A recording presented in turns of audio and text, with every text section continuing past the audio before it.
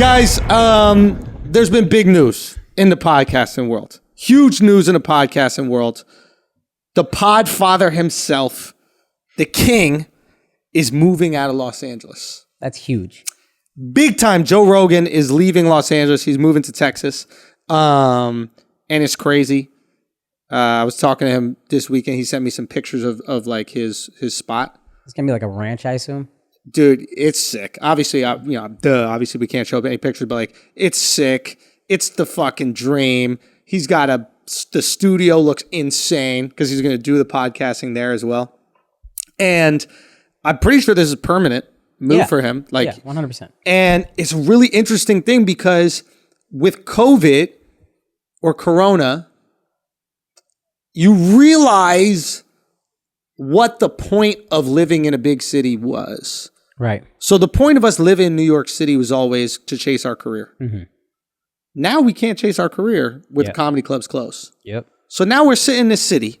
We're paying crazy money to live in these tiny little box apartments. We're paying crazy tax on the money that we do make because we live in the city. Mm-hmm. How much longer am I going to keep paying that when I don't get any of the amenities? It's like, you know what it's like? It's like being friend zoned, bro. Yeah. Like when you're friend zoned, you got to do all the fuck shit with that girl and you get none of the benefits of being with that girl. Yeah. You're paying an emotional tax. You're paying this emotional tax. So it's like if Rogan was in LA, he's supposed to make all this money in LA and not be able to go to the store, not be able to go to improv, not be able to do stand-up every single night, and pay all the tax, which the only reason he's paying it is so that he has access to the store, to theaters, to the ocean, to the fucking snow if he wants to do it, to hunting, all that other shit. I'm willing to pay the New York City tax, the LA tax, whatever it is, as long as the city's providing me with the amenities. That's what we're paying the tax for. Right. You live in one of these apartment complexes that got a pool, and you're paying a pool fee? Yeah. Best believe the pool's open. The second the pool ain't open, I'm not paying for that shit. why the fuck am I paying for it?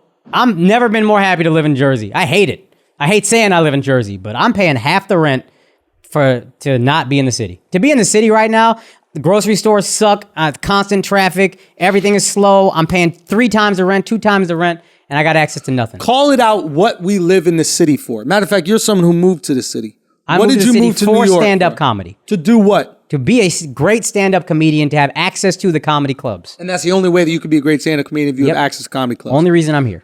Are there comedy clubs open? No. So should you pay 2 times the amount of money per month in rent absolutely and get half the amount of space? Absolutely not. And I think people are leaving New York in droves for that reason. Fam. Because everybody came here for, not everybody, most people came here for a dream. Even if you're like an iBanker who works on Wall Street and that's why you came here, Wall Street, you ain't getting you're not getting down there. You're working from home. You're working from home. If I'm working from home, why am I paying this money when I can have a bigger home? Bruh, do you know that Barbados yesterday just put out this thing where they're giving 1-year work visas? This is genius. This is what we were talking about first when Corona hit. Remember when we were doing the Corona Chronicles? And I was like, yo, people are going to do these like work communities where like 8 friends who all have different jobs, but they're all working from home are like, yo, let's go to Jackson Hole and live there for 2 months. Let's go to Mexico City and live there for 2 months. All you need is internet connection. Barbados is like, yo, why wouldn't you just want to live on the beach for this year if you're going to have to be at home anyway? Go do your work right out on your porch that overlooks the water. They can collect all that money. Hell yeah. You know, it's not like, if you're in New York, granted, we're good for the summer because you can eat out at nice restaurants still. You can get delivery. Once this winter comes, bro, what's keeping us here is the fact that the studio is here. What's keeping us is the fact that the things that we create are here. Yeah. But please believe, if we were doing shit on a fucking Zoom mic, like a lot of these people do their podcasts, we could be anywhere in the world. Yep. I don't think the Zoom, what I meant Zoom mic is a different type of mic. The Zoom calls, I think those are trash. Awful. I don't think that they make that good podcast. But if we could do this in Barbados, I'm telling you, let's go to Barbados. Shit. And if there, you might be paying tax, but the tax is for Barbados. Before, you were paying a tax for New York, and New York was my dreams are here. You're not paying for a beach. You're paying for my dreams are here. I got to pursue my dreams. When you can't pursue your dreams, what are you paying the tax for? Some states don't have any tax. That's why motherfuckers are moving there. Yeah. Why would you not move there? I mean, look, if I just got the craziest bag. Sorry, real quick. Go. Something about Texas. No state tax. That's what I was about to say. If I just got this crazy bag from Spotify, I'm supposed to give California 12% tax. Which Now, if I you're- haven't spoken to Rogan about the money, right? But if I'm Rogan, if Andrew's Rogan, I get this crazy deal. I'm supposed to give California 12% tax when California ain't giving me 12% amenities? Yo. You crazy. You are out of your mind crazy if you think I'm going to just give you money and I get nothing from it. Now, I understand California's doing the right thing by keeping everything shut down. I get that. But I, as an independent citizen, have the right to do 100%. whatever I want to live wherever the fuck I 100%. want. And it might not see 12% don't sound high if you're making $100,000, but what the reported Rogan deal is, and we both think it's higher, is $100 million. If California says $12 million so you can live here and get nothing out of it, aren't you going to be like, yo, fuck you, California, let's go to Texas or Florida where there's no state tax? Some people think Rogan is leaving specifically because of the Spotify deal. I would. I will say this. If the Spotify deal was $100 million, let's just say. I'm not counting his pockets, but it was said he made like $30 million a year doing the podcast regularly, maybe more. So the Spotify deal is 100 for 3 years. Let's say it was. I think it's way more. I think it's like 200, but I don't know for sure. If it is the 100, he's really not making any more money doing Spotify. So he was already comfortable paying that tax to California as long as he could do the shit that he wanted in California. Right. It's not like some like people are looking at this like he's being like trying to avoid taxes or something like that. It's not that. It's just, why would I pay this to be in a place I don't want to be? I'll pay the tax if I'm getting my taxes worth. Yeah. If I'm not getting my taxes worth, I'm out. Like, honestly, I'm thinking about this shit right now. It's like, the fuck? Sense, yeah. I wonder how many people are just moving. And here's the other thing, man. A lot of people moving what out. this is forcing entertainment to do is decentralize. So I don't think it stops with Rogan. I think Rogan is kind of always ahead of the curve from what we're seeing, but it's going to become a thing where you don't have to live in LA. We're all making our own content now. So I can go to LA because it's like a lot of the people who want to make content live there and we can think together and brainstorm, network, whatever. But as we get more and more autonomous in the way we make content, there is no hub where we have to live.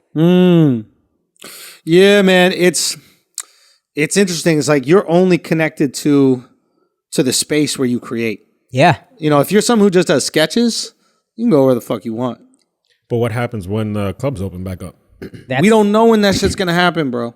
And it just feels like it's getting pushed and pushed. No, I'm talking about for Rogan, like he's permanently relocated. Oh, he's gonna just try to like build up the scene out there. Yeah, and he can. And I personally, as a Texan, don't really like Austin because everybody's like, Texas sucks, but Austin is cool. Yeah. I'm just like, nah, fuck you. It's But Austin has a good stand-up scene already. But they have a decent scene. Yeah. And They have he a great festival, that Moon Tower Yeah, I've heard Comedy that's Festival great. is fire. They have a legit club called Cap City. Cap City, I heard is super fun. Is a legit club. So they have a fucking scene, and he could just be, you know, the lightning rod for that. And it's just, if you're Rogan, if you're at the level where Andrew is getting, you don't have to go to the club every night. I'm going to drop in. They're going to put me on stage when I want to run some material. And then if I want to work out a longer set, I'm on the road whenever I want to be, wherever I want to be. Every weekend he's going doing a theater, an arena if he needs to. I need, in my position, currently I still need New York because I need access to 6-7 clubs a night. And I got to get my spots and fight for my spots. If you are Rogan, if you are quite frankly where Andrew is heading, I'm going to drop in and you're going to put me up whenever I want. So why do I have to be here when I can go work shit out in Cap City, and then I'm flying somewhere this weekend, and I'm doing hour-long gigs in theaters working my shit out. I don't need LA. I'll be honest with you. When we were on the road before Corona, Yeah. and we were doing shows every single weekend, Yeah. I was probably going up once or twice a week. Because you don't, not only do you not need it, it's exhausting, and all I got to do is work some shit out. If I don't have new shit to work out, I don't need to go. I'm dropping in for fun.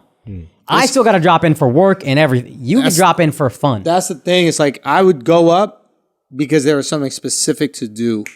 And if you can have fun at Cap City, why the fuck do I got to pay $12 million? People don't get it's like when you're coming up and doing comedy, getting those reps is so valuable. Yes. Those 15-minute reps. But when you're on the road doing 5 shows an hour each, you can't come close to 5 hours of comedy doing 15-minute spots in the city. In a week, you can't come close. I mean, just do the math. Yeah. I mean, what is that? 20 spots? Yeah. You'd have to do in a week? Yeah. Something like that? And you can do that, but also doing a longer set. You can you can like breathe in a different way. 5 a night is crazy. You're not doing 5 a night. Yeah, it's just crazy. I'm sure there's some workhorses who, whatever, like Aaron Berg did it for a thing, but he had like 28 in a night or you whatever. can't keep it up weekly. But also, be realistic. No, you cannot can't. do it weekly. You can, but even beyond that, doing 30 minutes, it feels so much different and better than doing 15 because I get to breathe. I get to let my jokes breathe. Hold on, you said thing. you can do 20 spots a week regularly? No. You can't. Okay. You can do it once in a while. You're not. There might be a comedian or two who's trying to sustain it. You can't sustain it. Right.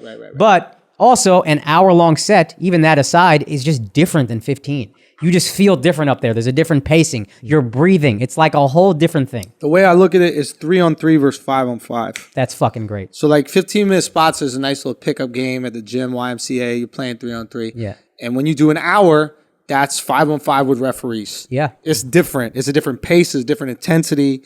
And it's a different skill level required. You could get a guy who sucks and he can play 3-on-3 and it's okay. Yeah. He's in a game of 5-on-5 and it's like you are exposed. Yeah. Big time. But yeah, it's just interesting to see what happens, man. Like all these different people moving, shaking, like what happens with stand-up. So many people, just their entire livelihood was based on live performing. Yeah. You know, like there's so many people who just made their money doing shows. And now what happens? Like if they don't have any other income, I don't know. It's tough. I wonder if a lot of people are out of the game after this. Can I ask you this? So it's like in LA, it seems like Rogan has a crew. Yeah. That crew, I wouldn't say they depend on him, but it's like he's like the head of that crew. Who do you think fills the spot?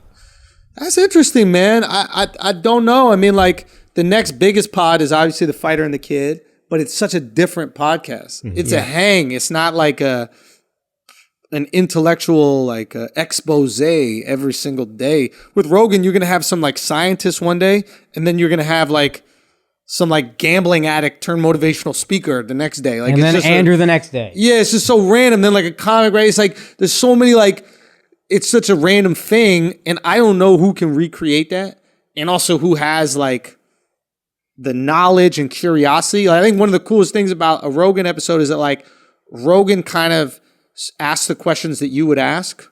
You know, you're watching and you're like, oh, okay, this is not like for me, it's less interesting to have like two really sophisticated like thinkers about one specific subject, like two like intellectuals that just know about evolutionary biology, like speaking to each other. I'm less interested in that. I want a really curious guy who's like me talking to the professor so he can ask the fucking questions I might be embarrassed to ask. Or I really feel like I need to know. Rogan is, I think his greatest gift of all is he is pretty egoless. And I think that's perfect for an interviewer. Either one of us, we're interviewing somebody, we're going to try to get our jokes in, we're going to try to get our validation in somehow. And that's not a knock on us, but it is, I marvel at Rogan not needing that at all. He's just, hey, I'm already validated, I'm fulfilled. Let's talk about what you're doing. Oh, this is curious. That's interesting. Let's talk about that. And us as listeners, we got no ego. We don't need to be, we just want to know. Right. Talk to me like you would talk to a regular person. And Rogan he's the conduit to let that happen. Talk to me like you talk to a regular person. Right. I'll ask questions. I don't need to be funny. I don't need to gain validation. What's going on here? It'll be interesting to see what happens, man.